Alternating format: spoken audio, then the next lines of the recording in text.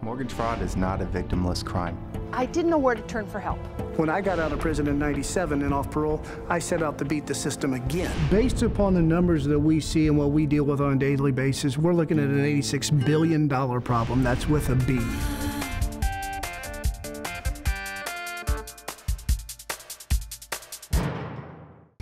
Mortgage fraud is committed for one of two reasons: to gain property or to gain profit. It's all about money. So the more loans I could close and the more people I could get approved, the more money that I would make. The worst part of this whole thing and the darkest moment that I had to endure, I think, was at the very beginning, when I didn't have an understanding of what had happened to me and why it happened to me.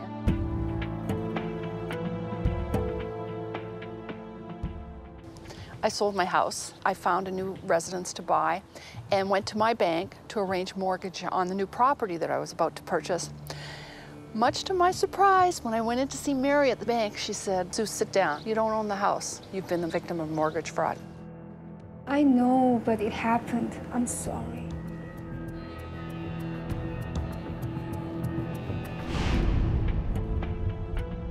A young woman, blonde, blue-eyed, very young, went into a lawyer and said she was Susan Lawrence and she was selling the home, the property that I owned, to a Thomas Wright. This lawyer asked for 2 pictures of ID. He then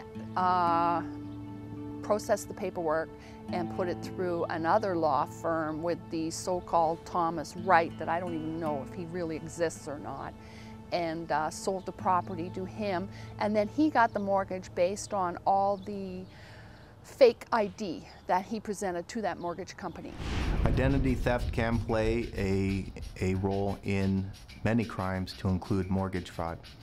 Straw borrowers are often the end holders of flipped properties at inflated values, and these straw borrowers are often entities or individuals that didn't even know that they were buying property at the time because their identities were stolen and used by others. Based upon the numbers that we see and what we deal with on a daily basis, we're looking at an $86 billion problem. That's with a B. Identity theft can be mastered within minute. I can get your mother's maiden name, I can go online, get your physical address. With that, I can do a social security search, match the 3 of them up, in turn find out on your credit report what your mortgage company is, take the loan number, head down to the Register of Deeds, get a deed of release from Office Depot, take it to the Register of Deeds, sign off on it, and I have a house free and clear. In turn, I can go refinance your house without your knowledge.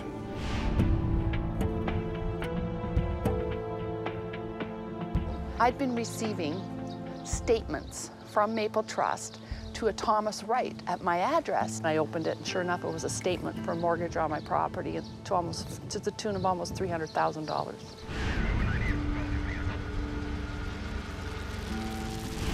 It was scary, I gotta tell you. I was scared to death. So I came home late one night. There's a knock at the door, I don't answer it, and it's getting louder and louder and louder. Then he started shining this huge flashlight up the hall, and then I got really scared. So I called 911, and within 5 minutes, there were like 5 police cars here, but it turned out it was a sheriff who served me with papers for eviction for non-payment of this fraudulent mortgage that they put on. The mortgage company, let's see, I don't have an awful lot of good things to say about them. I was victimized twice. I was victimized in that they stole my house, and then I was victimized again. It was up to me to prove that these guys were bad and that the fraud had been committed against me. Industry insiders that we found to participate in mortgage frauds before include appraisers, real estate agents, mortgage brokers, closing attorneys, to name a few. I received 5 years in Leavenworth, did 5 years in the halfway house. Prison's not fun. And no matter where you're at, a halfway house is not fun. You don't forget the smells, you don't forget the noises, you don't forget the people. It's when everything's taken away from you and you survive or you're underneath somebody else, it's control. Just like, and I use this analogy, when somebody gets a speeding ticket or for a DUI or anything, they go sit in the county jail, multiply it times 100. It's simply like that. And just the noises and just the people, it's not where you want to go. It's not where you want to be.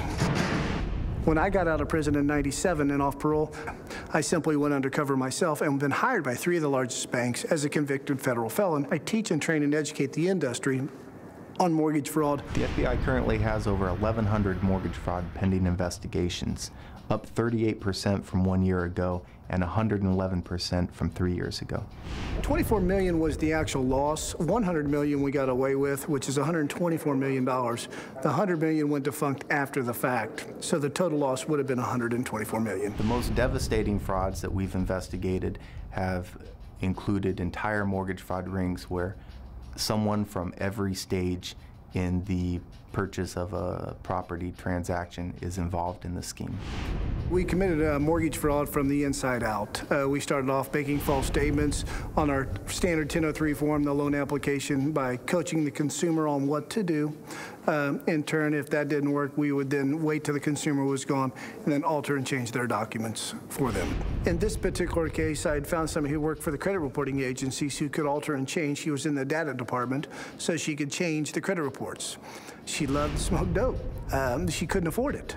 So we found that weak link, and we decided, if we can supply that for you, would you take care of our credit reports? She in turn negotiated this, and we took care of her. She took care of us. I actually got called up to by the RTC, Resolution Trust Corporation. They started looking at the bad business decisions that these banks had made. And he realized that we never sent up a red flag. And in turn, that was a red flag to that auditor or that investigator. And so he took the files, all of them, and he went backwards through everything he'd ever touched and handed them to the FBI. And they, in turn, investigated. There are a number of federal laws on the books that we can use to enforce mortgage fraud infractions. When you have conspiracies to commit a crime, your potential for doing economic harm, specifically in mortgage fraud, is greater. In this industry, loan officers are afraid to ask questions of the consumer or other people because if they get the wrong answer, the deal's done. It's about money. If you take 2 hours of your time to do a loan, you don't close a loan, you don't get paid. Mortgage fraud is not a victimless crime. At a minimum, mortgage fraud creates a burden on financial institutions that means a higher interest rate for everyone. But specifically, it can affect an individual a great deal. It can have a negative impact on their lives and on their livelihood. I didn't know where to turn for help. I didn't understand mortgage fraud. I couldn't for the life of me figure out how this had occurred. I just couldn't. I often wonder what it's cost me in time and emotion. You just feel, you know, you watch television, you see this stuff going on TV, and you just think, what have I done to deserve this?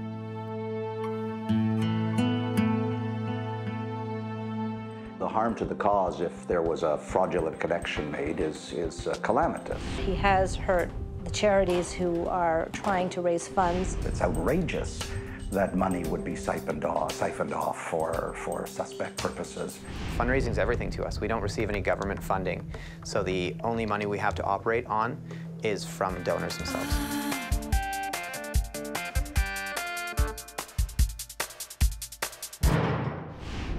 Stephen Lewis is the founder of the organization that bears his name. He's known worldwide for the work that he's done to prevent AIDS in Africa.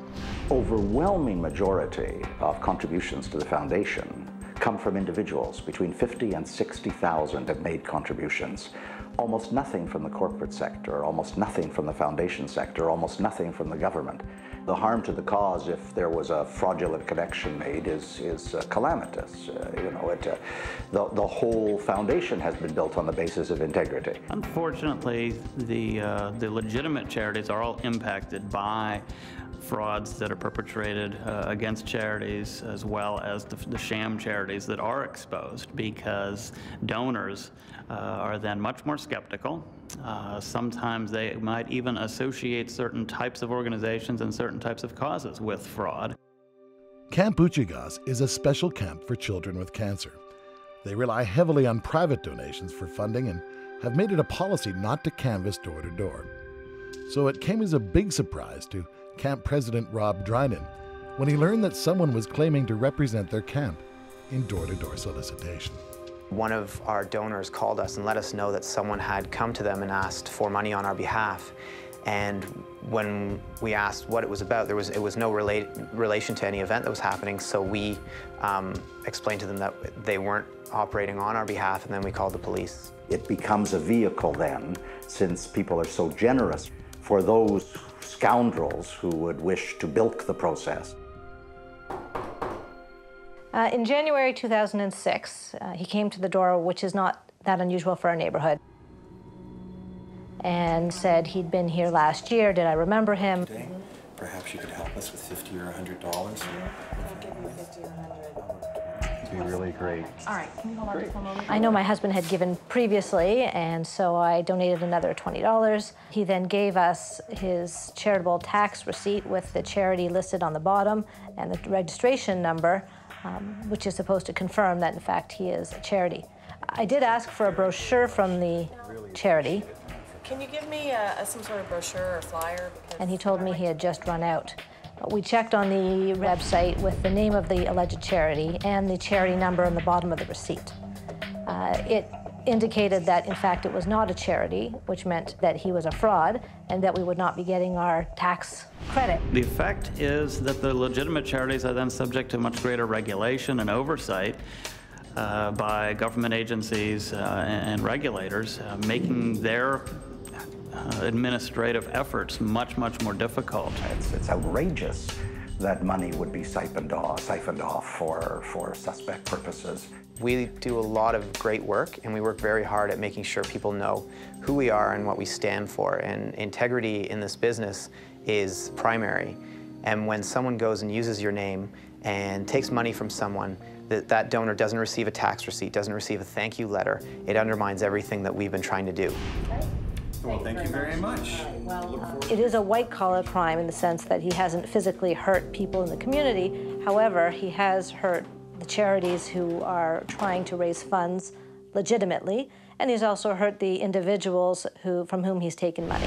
I would suggest, if you don't know them, don't give them cash. You could choose to write a check to them, or better yet, you could get their name and go onto the organization's website. The majority of organizations have websites that you can donate on, and make a donation on behalf of that person. My wife and I are careful. We demand to see the identification, and we authenticate it. We just have to be on guard all the time. Fundraising is everything to us. We don't receive any government funding, so the only money we have to operate on is from donors themselves. Since being defrauded, we no longer donate to people who come to the door. The damage to the foundation would be heartbreaking. The damage to the cause would be catastrophic.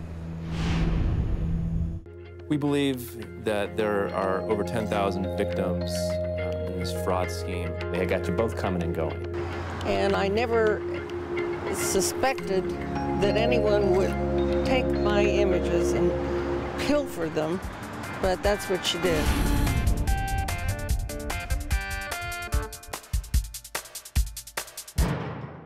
They got you both coming and going. They did the art auction in which they actually auctioned off the fake artwork, but they did so by rigging that auction process in and of itself. We believe that there are over 10,000 victims in this fraud scheme.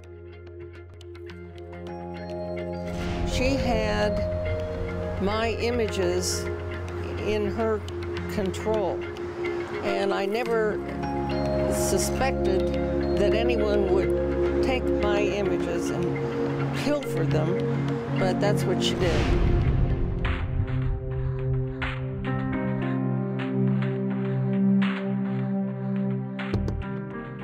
Part of the reason the fraud scheme was so successful is that it was on live television. It aired on TV on Friday and Saturday nights. It aired all over the United States in all different cities across the country, and also aired on live streaming internet, so actually it went worldwide.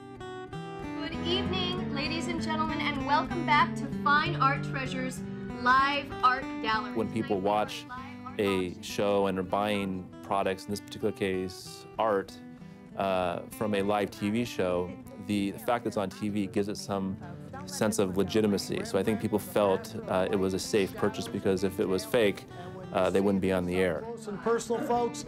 It is stunning. I've got $100. Thank you. Let's get a clock on it. Initially, I saw the complaints and I kind of put them in a file. kind of made a note of it. The amounts of money that were being lost during these complaints didn't really rise to the level of an investigation that I would start. Over time, I started receiving more and more complaints, which set off a kind of a red flag with me, because people normally don't call the FBI when there's a crime. This is what the prints that were being sold on the television show look like when they're taken out of the fancy frame. As you look at it, it's just basically, it's almost like an 8.5 by 11 piece of paper with a photomechanical image of a actual Picasso image.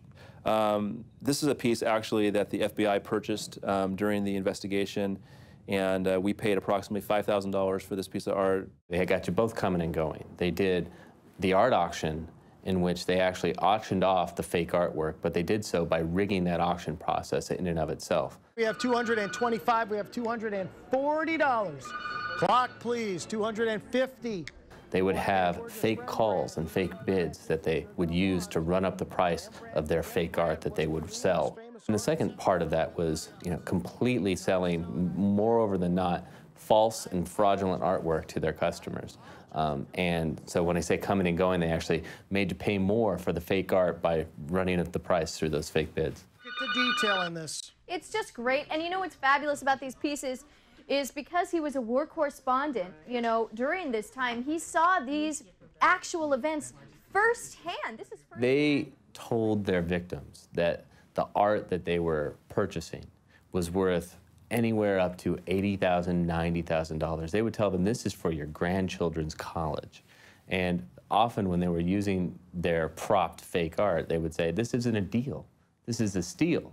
And in fact, it was, as it turned out. I think people want to believe that they're getting good deals. They want to believe that, that maybe they can, maybe they have the opportunity to buy this great piece of art way, way under value. And I think the TV show and the people who were running it really took advantage of people and people's sense of wanting to believe in something that was too good to be true. One of the things that they did was they made it extremely difficult for people to challenge the purchases. They did get a fair number of complaints, in fact, a lot of them.